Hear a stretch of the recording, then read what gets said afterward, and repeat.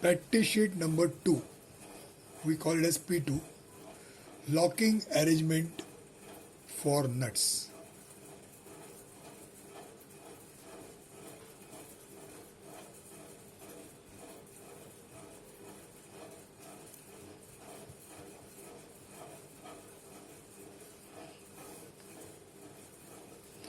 Now again, this is a freehand work. We are going to prepare this sheet again by freehand, and let us see what is this locking arrangement all about. Last time we have seen different types of nuts and their function. Now we will see how these nuts are to be locked. Now first of all, why do we need to lock the nut? Now as you can see many times, when these nut bolts are fixed, when the parts are fitted by nut bolts, maybe sometimes due to vibrations, the nuts start unlocking, they become loose, and once they become loose, the clamping force is vanished, and after some time the parts which are assembled, they will become loose and they might result into some accidents. So what is done is, there are some locking arrangements which are available, which are to be made use of. So we are learning such kind of locking arrangements for the nuts in this particular session. So in the given figure, if you notice, this first set of figures, 1, 2, 3, 4, 5, this set of figures, they are talking about what is called as use of lock nut. In fact, it is not written here. You can call this as a title, use of lock nuts. So this method of locking is using lock nuts for this purpose. So as you can see here, here the thicker one is the main nut. So in this example, B is the main nut. Here this B is the main nut. Here both are of same thickness. So here A is a lock nut. Lock nut is put under the main nut. Here A is a lock nut which is put above the main nut. Sometimes both the nuts, they are of same size. So basically what they are trying to say is, there are two nuts used simultaneously instead of one nut. Now what happens like this? What happens when it is used like this? You can look at this figure. So if you concentrate on this figure, you will see they are shown the threading of a bolt, and they are also shown threading of a nut in the cross section. Now at the moment here, there is only A shown, that means only one nut is shown, second nut is not there. Now when one nut is shown, you see how the contact is there. You can see the threading of the nut and the threading of the nut. It is in contact, that means the thread of the nut is trying to lift the thread of the bolt. I will draw it here. Suppose I draw this kind of a threading for a nut, like what they have shown. A is a nut, okay, and the other part is bolt. So they have drawn the bolt like this.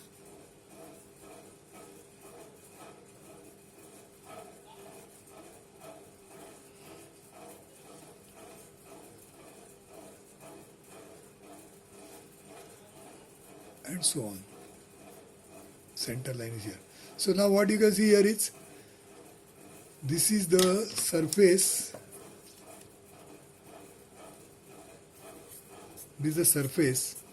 Now the bolt has come outside the surface, and why it has come out? What this nut is doing is, this nut is lifting the bolt. You can see the contact is here. Contact is here. Contact is here. So the nut is lifting the bolt by holding it from here, and it is trying to pull it up.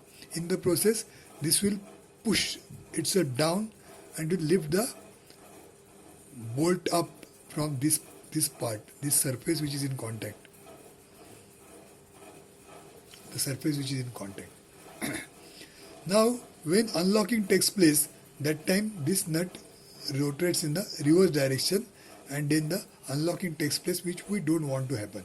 So what is done is, on top of this nut, one more nut is put, and when this nut is put, you can see that this nut, the nut which is put here at this place, the nut which is put here, as you can see here, there is a lock nut. This nut pulls the bolt further up.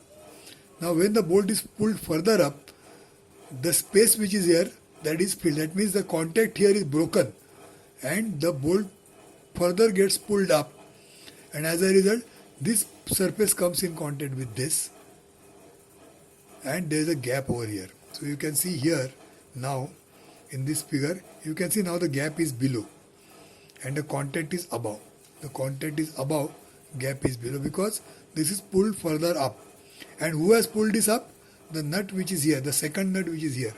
You can see the second nut is touching the threads from below, touching the threads of the, it is touching the threads of the bolt from below. That means it is lifting the bolt further up, and as a result what happens is these two nuts, they are exerting pressure against each other. So by exerting pressure against each other, they are increasing the friction between the two. So when the pressure is exerted more, then that time they will not be in a position to rotate backwards because of the friction over here. And that is what we want to happen. What we want to happen is this nut should not rotate reverse, because the moment they rotate reverse, then the unlocking will take place. Now that will not happen because of this kind of a increase in the friction, which is because of this kind of action. So this is how lock nuts are working, and then there are different shapes of the lock nuts which are shown like this. So this is one method of locking the nuts. Then there are many other methods. You can see use of a split pin is another method. Now what is a split pin? Split pin is looking like this. You must have seen this somewhere. In case of fans, for fixing the fans, such kind of a split pin is used. It looks like this. If you see the end view of this, suppose you take a section here, then the end view of the section looks like this. I'll just draw it here to show you what it means. This kind of a section I'm drawing here in a larger shape.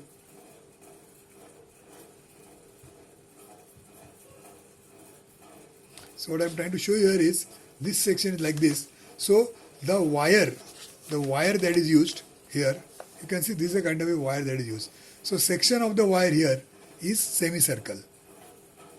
So a semicircular section wire is taken and then it is turned like this, and when it comes here, then two semicircles make it full circle. So the cross section over here is a full circle. So this becomes a cylindrical pin, but in reality it is of two parts. So two half circles are brought together to form a full circle. So this is how the shape of the pin is. Now what is done is, here you can see here, this is the bolt. This is a bolt here. It has got a threading. Threading is shown by convention, double lines. So this threading of the bolt is engaged with the threading of the nut. So you rotate the nut and pull the bolt up and tighten it. Now this should not rotate back. We want the nut to be locked. Now when the nut rotates back, suppose it rotates back, then it will lift up. Now to prevent the upward motion of the nut, what is done is, on the bolt at this place, one hole is made, and in this hole this split pin is put. The size of the split pin, suppose it is shown here 0.2 D, then the diameter of the pin used is 0.2 D. So this pin goes inside this hole, and like it is shown over here, it goes inside the hole, and when the end of the pin comes out from the other side of the hole, then it is opened. See, it is already in two parts. So this part and this part, it is opened like this. It is opened. So when it is opened, what happens is this pin now cannot be removed from this direction. So even by vibration it will not come out. If you really want to remove it, then you have to close this flared end. They are called as flare ends. The flare ends, you can bring them together by maybe plier and form the circle again, and then you can pull the pin head from here and you can remove the pin if you want. Otherwise it will remain in position and it will prevent the nut from unlocking, that means from lifting up. So this is how it works as a locking arrangement. Now next is a castle nut. Now here the castle nut is again using a split pin like last time, but then this split pin, here the split pin was just outside the nut. Here the nut is given some extra shape like a castle. It looks something like a castle. So this is over and above the usual shape, some additional thickness 0.4 D is given, and in that additional collar some grooves are cut, and these grooves are used for the purpose of fixing the split pin. So the split pin goes from here, and as a result it does further kind of a locking. That means not only that the nut will not lift, but it will not even rotate also. It will not rotate even slightly because it is locked. It is locking the rotational motion of the nut. The split pin is locking the rotational motion of the nut because of this extra shape. This is called a castle nut. These castle nuts you can see many times. If you happen to see, for example, the tires of buses or trucks, heavy duty vehicles, anytime if you see the tire of a bus or a truck, then those tires are fitted by the nuts which are of this type, castle nut. That time you can see such nuts. Next is a slotted nut. Now you can see again a slotted nut. Now this is, you can say, modified version of castle nut. In the castle nut there was additional castle shape. Now here the nut shape itself is given a cut. Instead of giving a cut by in the additional collar, this cut is given in the body of the nut itself. The rest of the function is same. Again they are putting a split pin, and same thing like what happens to the castle nut, that is what is happening over here for the slotted nut. After that comes swan nut. Now swan nut has got slightly different mechanism. What is done here is, as you can see here, this is a nut. Basic nut is like this. Now this nut is cut like this from the side. It is cut with a slot of 0.15D. A rectangular slot is cut here, and moreover one small set screw is placed over here. That means a very small screw which has got threading over here, and the head of the screw is resting on the top surface of the nut. So such kind of a small screw is fitted here. Now what happens when you fit this nut, and when the fitting is over, now you don't want the nut to unlock. That means you don't want the nut to rotate reverse. What is done is, this particular set screw is tightened. Now when this is tightened, what happens? This hanging part of the nut, this is a hanging part because it has not got any support. So this hanging part is pressed down because of this small set screw. Now when this hanging part is pressed down, it is exerting extra force, extra pressure on the threading. So when it exerts extra pressure on the threading, then that results into more friction, and once there is more friction, the nut will not be in a position to rotate backwards, and that serves the purpose of unlocking of the nut.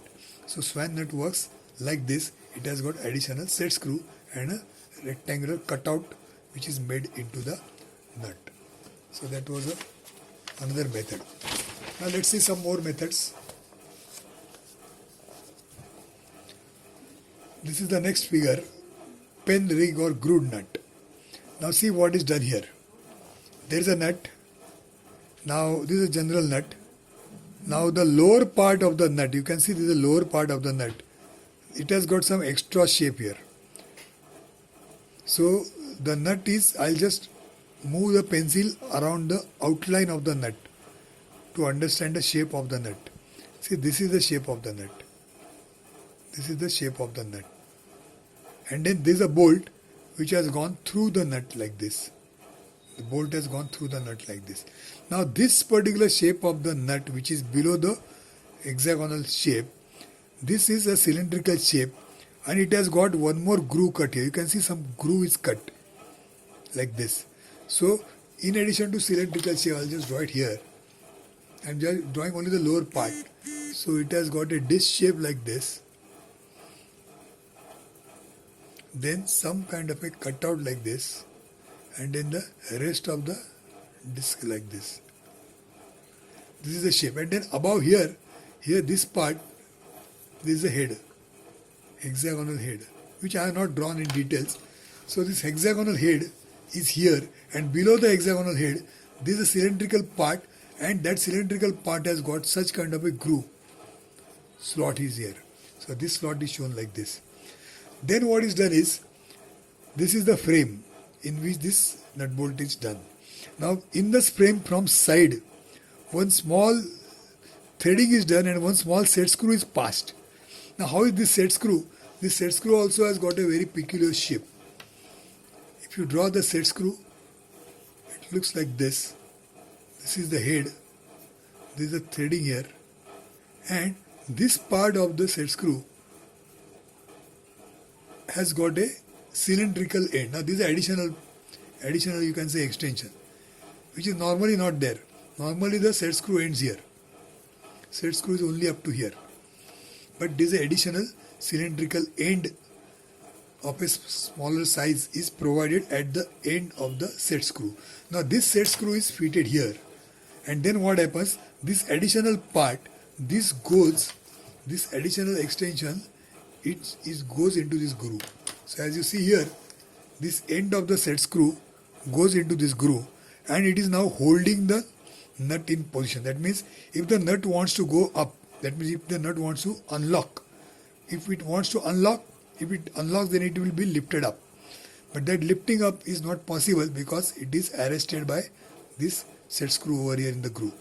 So then this prevents the unlocking of the nut. So this is another method.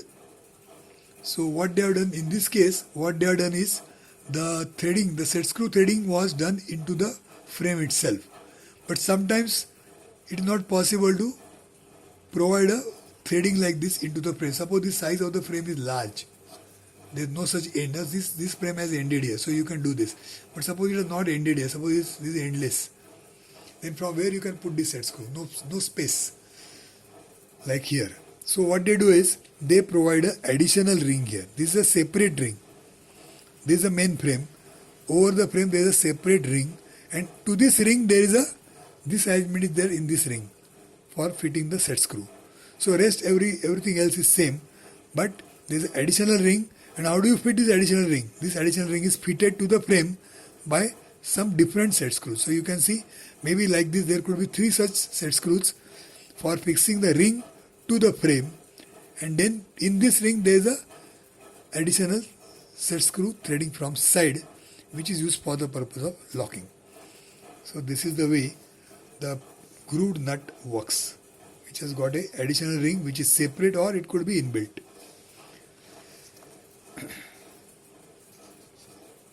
Now this is the next type of nut.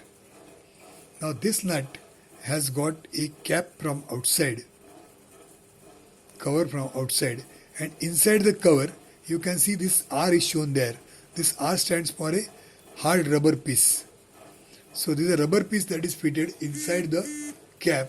So when you clamp the nut, this rubber is getting pressed and it exerts additional force on the nut. Whenever additional force is exerted, that force is applied on the threading, and when the force is applied on the threading, that increases the friction, and once the friction increases, the nut is unable to rotate backwards on its own. So it prevents the unlocking of the nut by the spring action of the rubber ring that is provided inside the cap of a nut. Proportions are shown here, D, 0.D and so on. Next is, now it is not written, a spring washer.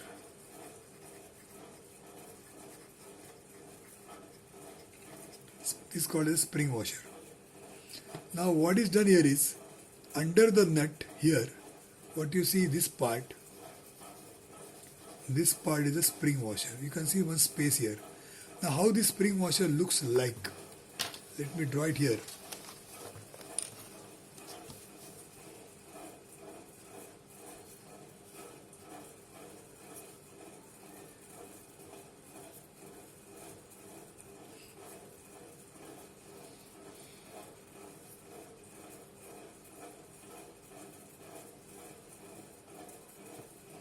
The spring washer is like this. You can think of this just like a circle. But then this circle, these two sides of the circle, they are not in one level. So if you take a normal washer, say it looks like this. This is a simple washer. So if you cut a washer from here, and this part you lift up, and this part is remaining here only. So this will form something like a spring. So you are going up, up, up, up, and this, when you reach here, it is above this. So if you draw this view, it will look like this, and this end has come here, and in between it is cross. So it has gone like this and it has gone up. So this forms like a spring. So it is a washer in the shape of a spring, so called as a spring washer. Now what happens is, when you use this spring washer under the nut and when you tighten the nut, the spring shape which is shown it is pressed. That means what is this is in these two ends are not in one level, but then they are brought in one level because of the vertical clamping force. So this becomes flat in one plane. Now when you can see here, this is one end, this is another end. Both the ends are brought in one level by clamping force. But because it is a spring, it is exerting reverse force because it is pressed. So when you press a spring, it will exert a force on your hand. Suppose you are pressing my hand. So something similar happens. There is a reverse force applied on the nut and on this frame. So that is increasing the force in the threading, and that is increasing the friction in the threading, and that causes unlocking, prevention of unlocking action. So the nut cannot rotate on its own because of the spring washer. You must have seen this spring washer. Suppose, for example, if you dismantle, let's say, an automobile, or suppose a two-wheeler, you try to dismantle certain parts. Then at many places under the nuts you can see such kind of washers used, because a two-wheeler or any vehicle for that matter, it vibrates a lot. So these nuts will be unlocked. So that is prevented by this kind of a locking arrangement, which is very simple locking arrangement. Now next is here, use of a grub screw. This is called a grub, G-R-U-B, grub screw. So grub screw is used to prevent the rotation of the nut. Now here what is done is, as you see here, the nut is, this is a bolt, the nut is around the bolt and it has clamped the bolt. Clamping is done, tightening is done. Now you don't want the nut to unlock.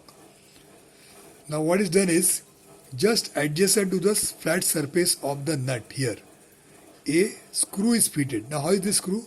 You can see it is a very small screw. This is the threading of the screw, but the screw doesn't have a head. The head is inside the basic diameter of the screw. This is the basic diameter of the screw. So within the same diameter, the head is fitted. It is not projecting out like other bolts.